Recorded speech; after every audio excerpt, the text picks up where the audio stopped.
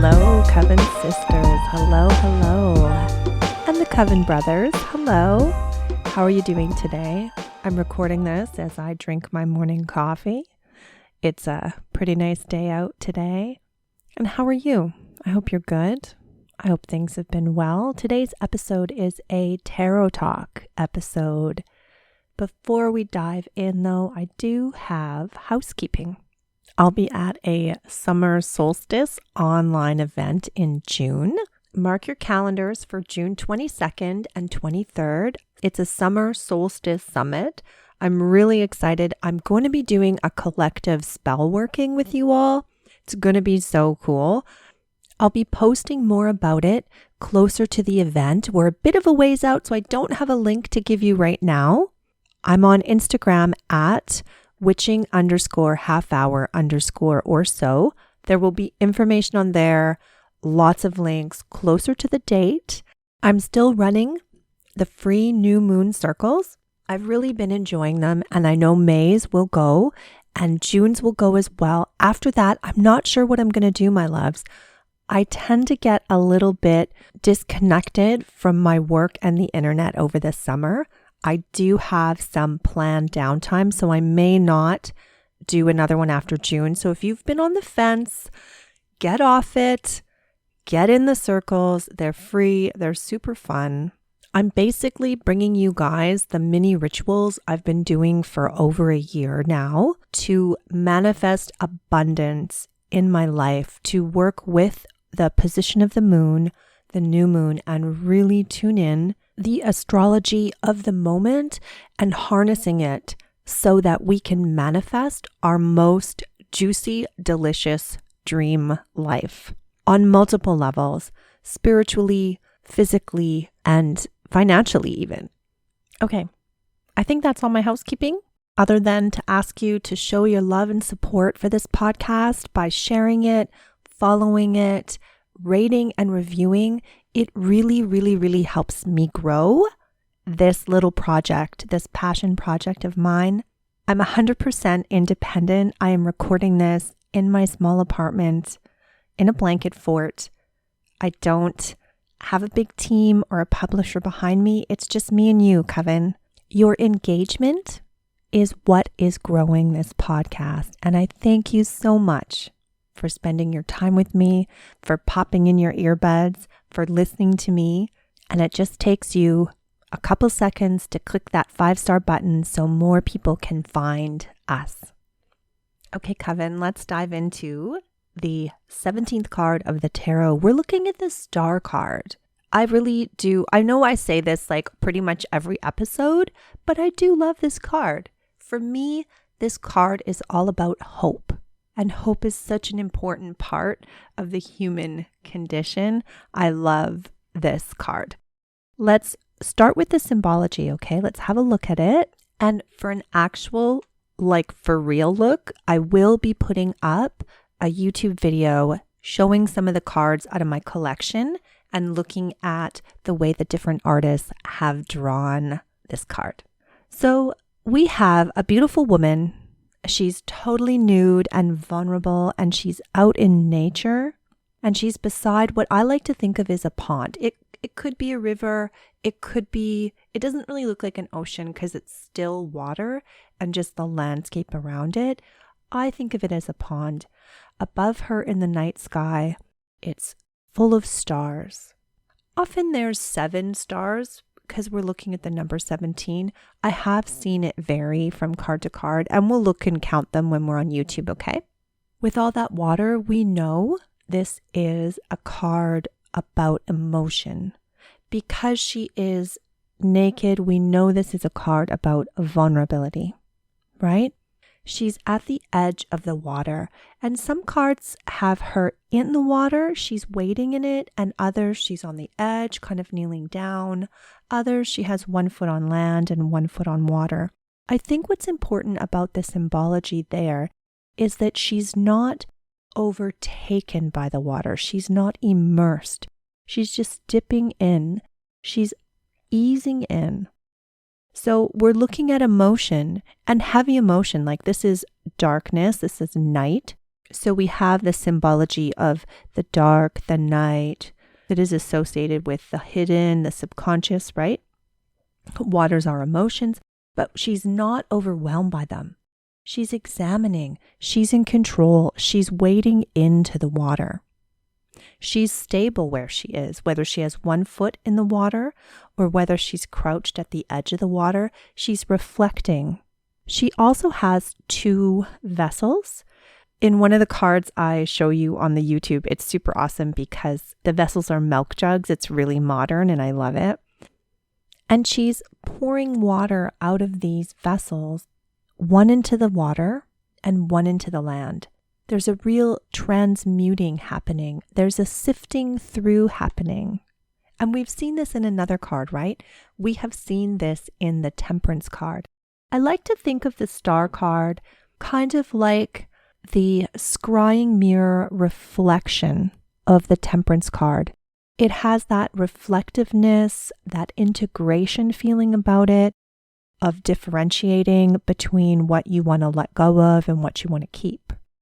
With the Star card, we see that with her pouring things out onto the land and then also pouring things back into the pool of her emotions. So she's releasing, she's transmuting, she's moving through and holding space for this process are the stars above her, twinkling down, shining in the darkness. There's a real comfort that starlight gives us. It's a representation of the divine. Think about the last time you were out at night, away from the city, and you looked up. Stargazing fills us with such a sense of awe as we look at the Milky Way spread out on the inky blackness of the sky. It really connects us to that idea of how small and insignificant we are and how connected we are to everything. Well, at least, that's what it does for me. Maybe it doesn't do that for you, but that's what it does for me. So when I look at the Star card, that's the connection I feel to the divine in it. That's the connection I feel to hope. Now, there's usually in the artwork one of the stars that is bigger and brighter and more forward than the other ones. And that is often talked about as being the morning star. What we now know is Venus. Many traditional cultures thought of as the morning star. It's really, really bright on the horizon and often sitting right underneath the sun at dawn. Bright enough, even in the light of the sun, to be seen. A lot of cultures have associated this star with divinity. It's named many things that I can't even think of off the top of my head. The stars in this card, to me, really represent divinity, the goddess, watching over us. You could expand that to thinking of your elders, your ancestors, the source, whatever it is you connect to when you are looking at the heavens, that is what is lighting the sky. It's not the powerful energy of the moon. It's the soft twinkling of the stars that are lighting this dark night. We can't even see the moon in this card. And maybe that's because the moon has its own card, but I like to think that the woman in the picture is in a dark night.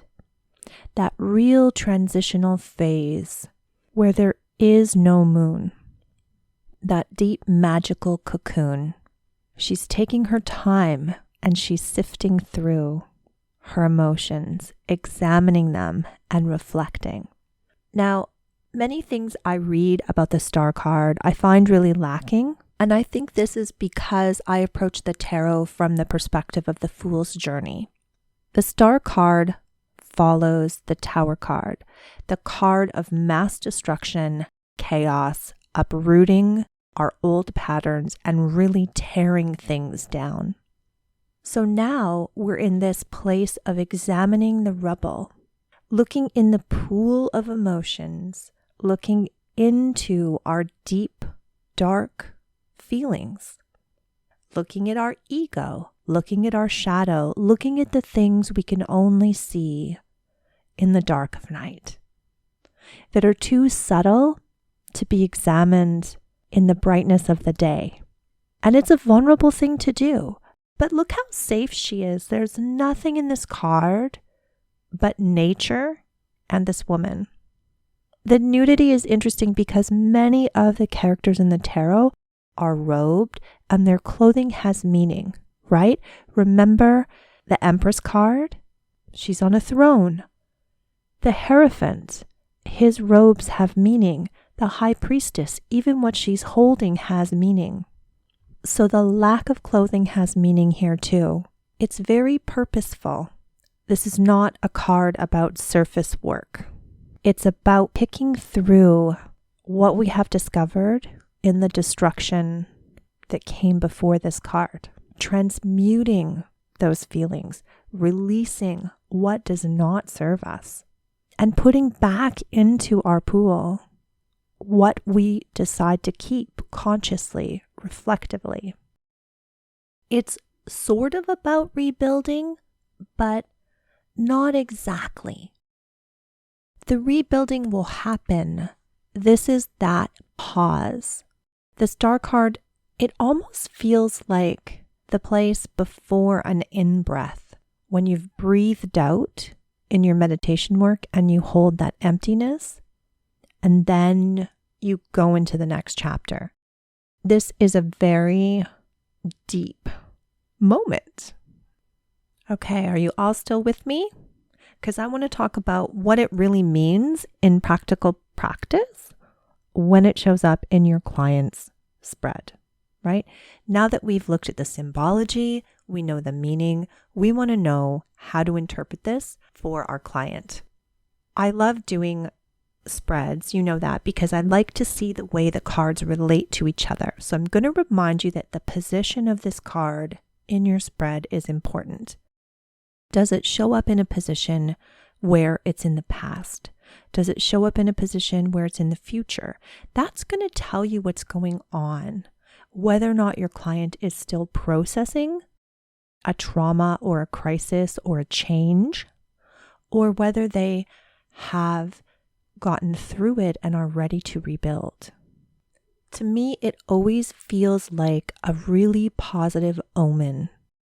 Although there's deep work, this is work we're choosing to do. This is work where we feel in control of the emotional process. We are journaling, we are examining, we are sifting through. It's not heavy emotional work that we've been avoiding, and we already learned how to sift through our emotions in that Temperance card. We're just applying that skill purposefully. Does that make sense? Okay, so let's talk about your client. If your client has been in a phase of transition and they're fighting the transitions, like hard lessons of letting go, just really trudging through it all and in it, like really in it, whether it's hating their job or breaking up with someone or coming to terms with a life change, the star card is going to be a signal that they're almost through it, that the work part is ending, that they're closer to resolution than they realize. It's when you see light in the darkness. It's that brightness at the end of the tunnel. That's what the card would be signifying for them. The worst is over. Sure, there's still some stuff to do, but the worst part of it is over. You're going to want to let them know that The kind of battle they've been fighting, the kind of transition they've been going through has really unearthed a lot of emotion, and they will need to take the time to sort through that mindfully, lovingly, and with deep compassion for themselves. Sometimes this card comes up when someone has, how do I want to say this? Sometimes with the star card, what I have seen is the star card comes up for a client and it'll come up in the position of the past, right? And the client sitting across the table from me really presents like they are in a place of hopelessness, that they are in a place of crisis. And yet we have this star card telling us that the crisis is way over. Sometimes what's happened here is you have a client who, instead of focusing on solution, they're focusing on the rubble, right? They're still looking at the collapse of the tower. Even though the work there is done, they're a bit stuck and they're not moving forward. That's the only time I've seen the star card come up as a negative, is when it's telling me that the client hasn't recognized that they need to move on from the crisis and they stay in reliving the crisis. It would be our role then to help them step out of the pool and back onto land. Are you with me?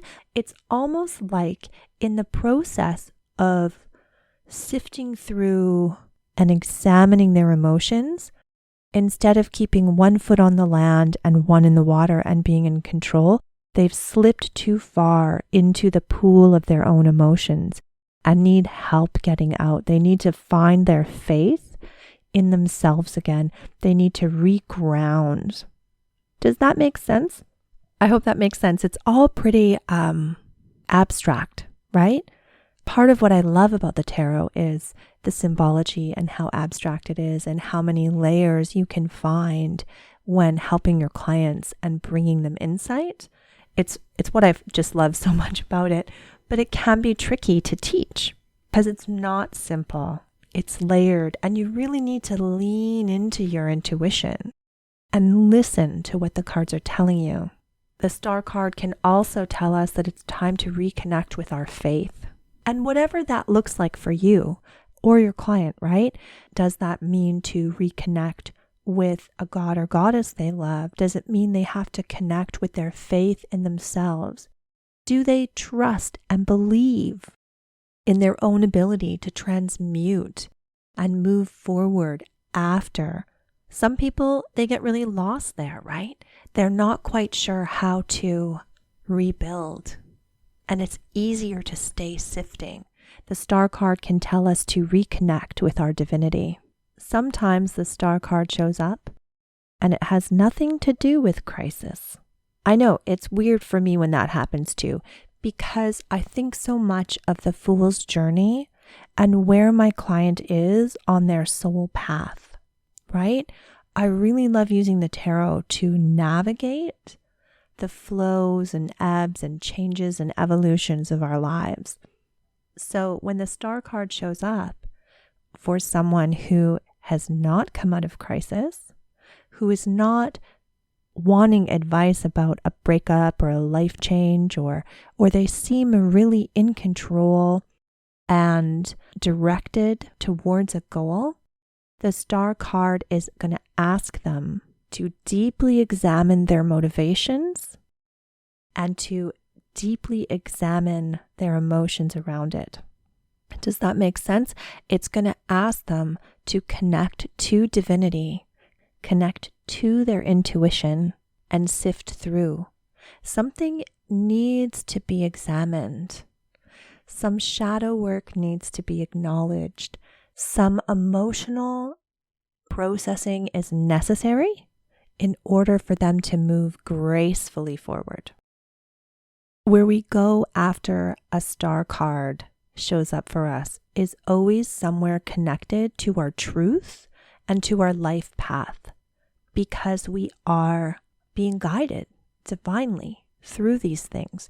It's all about the connection, right? I hope that helps you. I think I've said everything I need to say about the star card.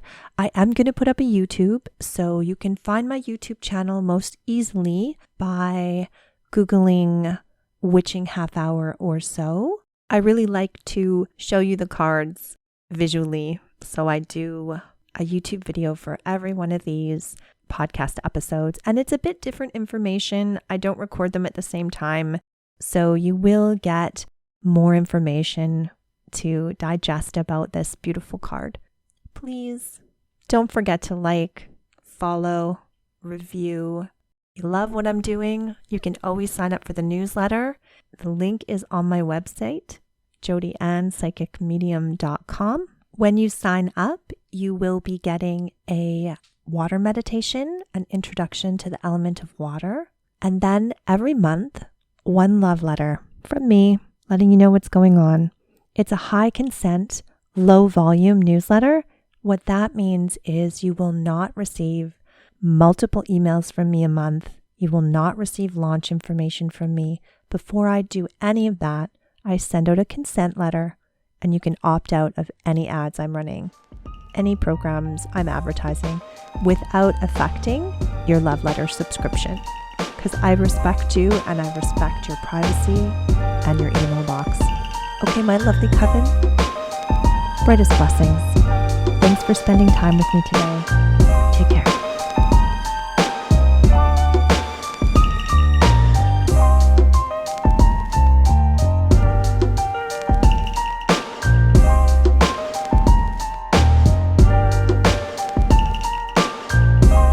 And there are more closer, how do I want to say that out loud? Percolated is the wrong word. Where's my, there's, okay.